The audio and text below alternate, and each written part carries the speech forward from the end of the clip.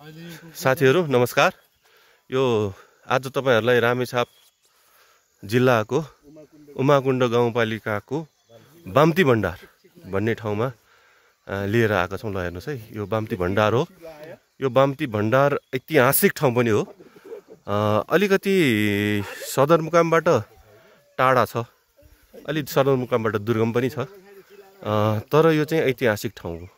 यो किन ऐतिहासिक ठाउँ हो भनेर भन्नुहुन्छ भनेदेखि यो चाहिँ सगरमाथा बेस क्याम्प जाने पहिलाको मुख्य मार्ग पनि हो।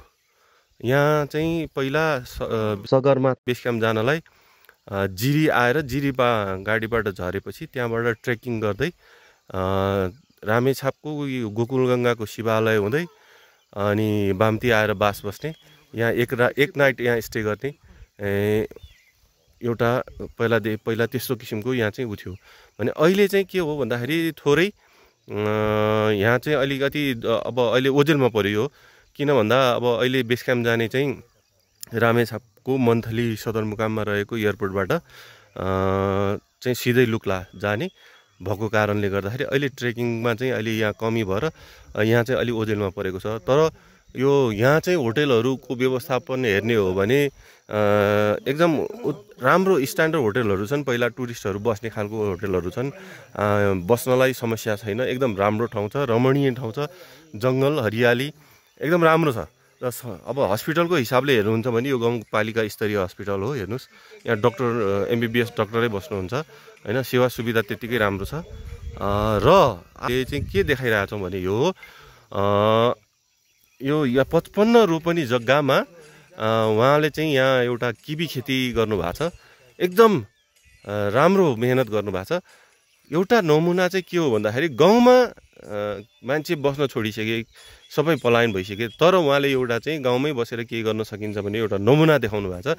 55 रोपनी जग्गामा उहाँले चाहिँ एउटा किबी खेती गर्नुभएको छ। यो पहिला किबी भनेको के हो भन्ने कुरो थाहा थिएन। किबी भन्दाखेरि मान्छेले के खालको फल हो, यो कसरी खाने भन्ने हुन्थ्यो भने अहिले रामेछापमा किबी खेतीको व्यापक छ। किबी खेती एकदम राम्रो छ। त्यसमध्येमा पनि उहाँले यहाँ एउटा राम्रोसँग एउटा चाहिँ किबी खेती गर्नुभएको छ। एकदम राम्रो व्यवस्थापन छ। र अहिले उहाँले चाहिँ आफ्नो यहाँ चिस्यान केन्द्र पनि बनाउनु भएको छ र उहाँले काठमाडौँमा पनि चिस्यान केन्द्र बनाउनु भएको छ। यो चाहिँ फल जुन बेलामा फल्छ त्यो बेलामा चाहिँ मौसम अलिकति चिसोको बेला हुन्छ, त्यो बेलामा चाहिँ यो त्यति टेस्टी हुँदैन। अलिक पछाडि चाहिँ यो खान पाइयो भने झन् राम्रो हुन्छ भनेर उहाँले चाहिँ उपभोक्तालाई पछिसम्म पनि खुवाउने गरेर चिस्यान केन्द्र सहित निर्माण गरेर यहाँ चाहिँ खेती गर्नुभएको छ। म तपाईहरुलाई यो खेती गरिराख्नु भएका अग्रज आदरणीय दाइ हुनुहुन्छ, उहाँसँग तपाईहरुलाई केही कुरा जोड्न चाहन्छु। उहाँको भनाइ पनि तपाईहरु समक्ष राख्न चाहन्छु। दाइ नमस्कार। नमस्कार। तपाईले यहाँ जुन खेती गर्नुभएको छ, जुन उद्देश्यले गर्नुभएको छ, अरूलाई पनि प्रेरणा हुने हिसाबले गर्नुभएको छ, त्यसकारण तपाईले यसको विषयमा थोरै के राखिदिनु हुन म अनुरोध गर्दछु। सबैलाई नमस्कार, धन्यवाद तपाईलाई।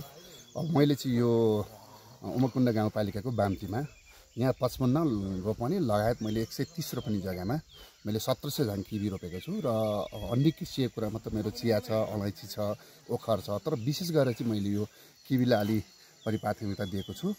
र यो किबीको कुरा के हो त भन्दाखेरि अब अघि सरले भने जस्तै मैले चाहिँ यो चिस्यान केन्द्र पनि बनाउँदैछु र यो चिस्यान केन्द्रमा राखेर काठमाडौँमा पनि म चिस्यान केन्द्र बनाउँदैछु र राखेर चाहिँ मैले चाहिँ अफ सिजनमा यो चाहिँ अब फलफुल मैले वितरण गर्ने सोच राखेको छु। र अहिलेबाट चाहिँ मैले उमाकुण्ड गाउँपालिकाका सबै फलहरू मैले चाहिँ किनिदिने मैले चाहिँ अहिले सबै साथीहरूलाई कुरो राखेको छु। र यो कुरो के छ त भन्दा यसरी चाहिँ कृषिमा यसरी आम्दानी हुन्छ, किबी रोप्दा यति फाइदा हुन्छ भनेर मुखले भनेर मात्रै भएन। अब प्रत्यक्ष रूपमा चाहिँ बारीमै कृषि के अरे किबी फलाएर अनि सबै साथीहरूले देखेर अनि बेचेर चाहिँ मैले पैसा लिइसकेपछि अरू साथीहरूले पनि काम गर्ने प्रेरणा बन्छ भनेर मैले यो काम गरेको। पोहोर चाहिँ मेरो 4 टन फल्यो र पोहोर बेचेँ र अहिले चाहिँ अलि ठुलो परिणाममा मेरो फल्ने सोच छ। धन्यवाद दाइ। यहाँ चाहिँ अब मान्छेहरू जो चाहिँ गाउँ छोडेछन्, धेरै मान्छेहरू विदेश गइराखेका छन् हैन, यहाँ केही भएन, यहाँ केही गर्न सकिएन भन्ने कुरा छ हैन। त्यस कारणले मान्छेहरू विदेश पलायन भएको छ। अब उहाँहरू जो विदेश जानु भएको छ नि, उहाँहरूलाई चाहिँ तपाईँ के भन्न चाहनुहुन्छ?